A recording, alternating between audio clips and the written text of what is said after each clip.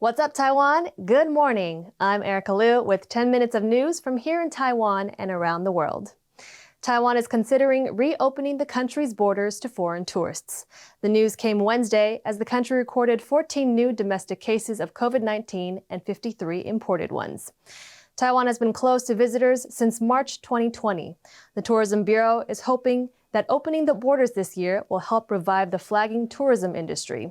Health Minister Chen Shizhong says the government is weighing its options.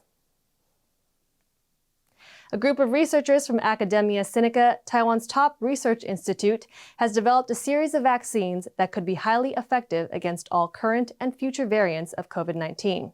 These new vaccines could help lower global COVID cases and protect people from breakthrough infections. Bing Wang reports. A team of scientists from Academia Sinica, Taiwan's top research institute, has made a breakthrough for immunizing against COVID-19. The newly developed vaccines are mRNA-based, similar to Pfizer-BioNTech and Moderna, and they could also work against future variants.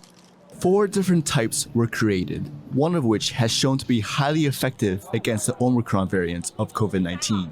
It produced 37 times the neutralizing antibodies compared to current vaccines. This means that there will be fewer breakthrough infections among the vaccinated. 2 of the 4 vaccines produced by the institute have a high protection rate, regardless of COVID variant. 进而诱发更强烈的免疫反应，不仅提供了针对新型冠状病毒及其相关的变异株的广效疫苗之外，也为其他的 RNA 疫苗开发提供了新的策略。So far, the vaccines have yet to be tested on humans, but the team is optimistic. They also believe the science behind this development could be applied to other diseases, such as the Zika virus and avian flu. The project is still in its initial phases, but researchers expect to have more complete results in the coming weeks. Kama Xu and Bing Wang for TaiwanPlus. U.S. vaccine maker Moderna has announced plans to establish a subsidiary in Taiwan.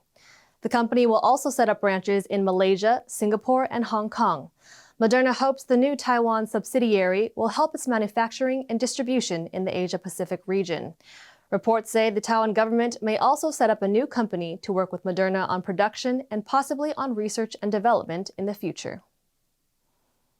As a colony of Japan, Taiwan saw thousands of Japanese settle on the island in the first half of the 20th century. But after World War II, most of them were repatriated to Japan, leaving them disconnected from the land they called home.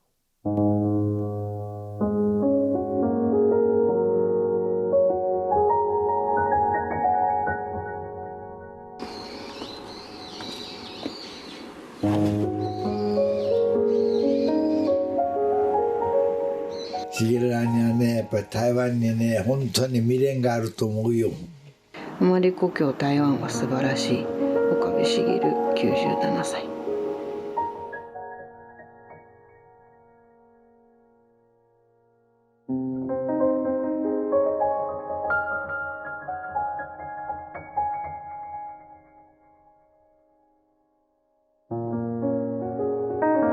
こちらは台北放送局です。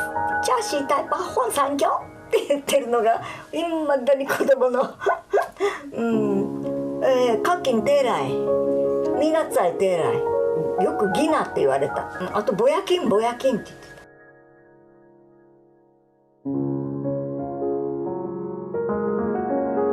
た。ある日いきなり生活基盤がゼロになるんですよね。大変ですよ。だから私はね、あの当時は絶対っていう言葉がね、信じられなかった。帰りたくないと。帰りたくない。だって僕は台湾で生まれて台湾でずっとしたいってお友達もいっぱいいるわけだしね。僕の国は台湾だと思ってたもん。僕の育ててくれたとこだよね。僕は戦争が終わったから無理やり返されたんだから、政治でね。それのことは僕は台湾の人ですよ。今でも台湾人と僕は思ってるけどね。ふるさとはできるだけ愛するように、その話をするときに私は台湾で生まれて台湾がふるさとだ。だから皆さんは群馬県の木崎の木崎がふるさとだからいつまでも愛するようにってそういう話はしましたけどね。私の祖父母が台湾が好きかっていうことは知ってたんですけど、ここまで好きとは思わなかったんです。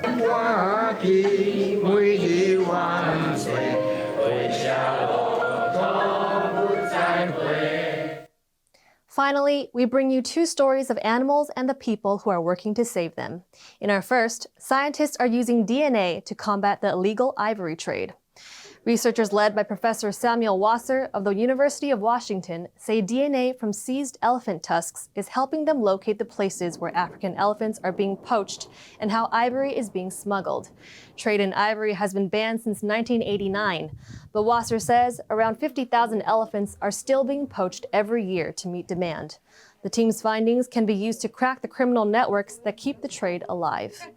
Trade. These transnational criminal organizations we're trying to get, they are the key. Because once the ivory leaves their hands and gets out of Africa, it becomes so difficult to trace. But if they've been operating for years and this whole network of poaching and middlemen, poachers and middlemen below them are all feeding their tusks up to the same guy, if you take him out, then there's nobody to buy the tusks from the poachers. There are only 7 species of sea turtle in the world, and of those, 6 are endangered. But now the COVID pandemic and the dedicated efforts of a barkeeper in Senegal are helping save these precious animals. Alice Chang has more on this inspiring story. A group of sea turtles strives to reach the water after incubating for more than 2 months on a western Senegal shore. Every year, thousands of turtles lay eggs along the West African coast, but few hatchlings ever make it this far. Bar owner Jibril Yakate moved his business here after finding turtle eggs were being laid at his previous location.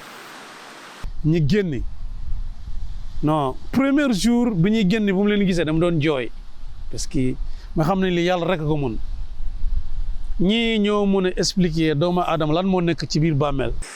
Now, 50-year-old Jibril patrols the beach 75 nights a year, checking on sea turtles' eggs in cages, which are used to protect them from predators until they hatch. Bugg ko rek sama doom aussi dama ci encouragé yan saa damay nelaw sax mu yéema mu ne ma papa moo naati nen nañ ne mu ne ko ha. Turtles have existed since the time of the dinosaurs, but now nearly all sea turtle species are endangered. The largest threat to their survival is human destruction of their beach habitat. But the COVID-19 outbreak may have offered them a respite. L'année dernière, on a eu des moments de confinement avec l'existence du Covid. Du coup, les frontières étaient fermées. Donc, on n'a pas eu beaucoup de mouvements, que ce soit du côté mer ou côté des hôtels. Il y a moins de lumière. Et les tortues sont venues aussi pondre au niveau des plages. Ce qui explique que vraiment, depuis l'année dernière, on voit la retour des tortues marines. The pandemic may have given the sea turtles of Senegal a chance at survival, but environmentalists say this shouldn't be taken for granted. Donc, les tortues, pour ceux qui ne connaissent pas, donc elles jouent le rôle de nettoyeurs de l'océan. On les appelle souvent les éboueurs de l'océan d'ailleurs, parce qu'en fait elles permettent de réguler les herbiers marins en les mangeant, et dont ces herbiers marins dépendent beaucoup d'autres espèces comme le thon, le homard, la crevette. Si les tortues viennent à disparaître, on aurait la perte des écosystèmes et ça va créer un déséquilibre dans la chaîne alimentaire. Over millennia, these creatures have helped create a stable and healthy marine environment. Now that they are at risk, environmentalists ask that people focus on protecting the turtles rather than contributing to their extinction. Alice Zheng for TaiwanPlus. Thank you for watching What's Up Taiwan. I'm Erika Liu. Finally, we leave you with some images of a massive dog wedding in Lima, Peru. Remember to download the TaiwanPlus app for more stories from Taiwan and around the world. See you next time. Take care.